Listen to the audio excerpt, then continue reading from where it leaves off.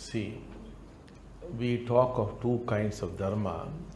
One dharma within the mind, the other is without the mind. There is love, joy and peace within the mind also. But there is also another love which is beyond the mind. And that which is within the mind, we call it conditional. Conditional joy, conditional happiness, conditional peace, and all the other, we call that the unconditional joy, unconditional peace, or that is called unconditional. Now for that you must be at a higher level of consciousness. So one of the teachings is, when you are not enlightened, do not behave like one who is enlightened. Do not behave like Jesus Christ showing the other cheek. Now, if you show the other cheek, you will get 2 more blows. You either hit him back or run away from the place. That is your dharma. Gandhi can face bullets because Gandhi had no fear, so bullet won't hit him. If you think you will be like Mahatma Gandhi, first bullet will be gone. So, depending on your level, if you want success, be self-centered, understand. You seek it out. You cannot say, I will not be self-centered. It's not true to you. You must be true to yourself.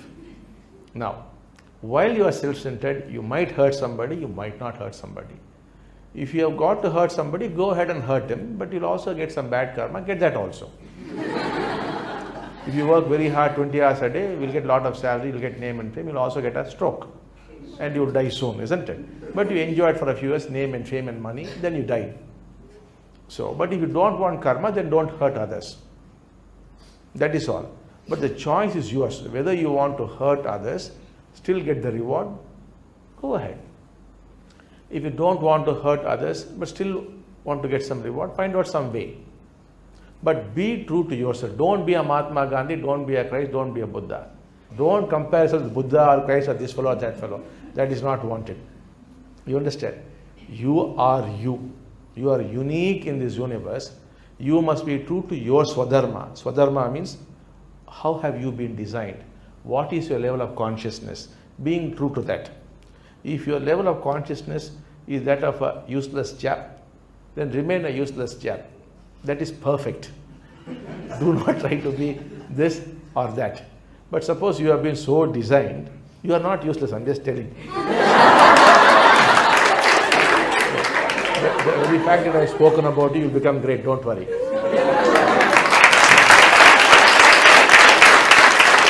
the other hand, you have a natural desire to serve people, not because you want to acquire name or fame. You just want to help people because that is how you are made. Then be true to that. So you can very well be self-centered if that is your condition. You must be true to yourself. By being true to yourself in due course, you will cease to be self-centered. On the other hand, if you pretend to be self-centered and try not to be self-centered, throughout your life you will be self-centered only. But only acting and pretending, wearing a mask. So the essence is, you have to be true to yourself. That is the central core of the teaching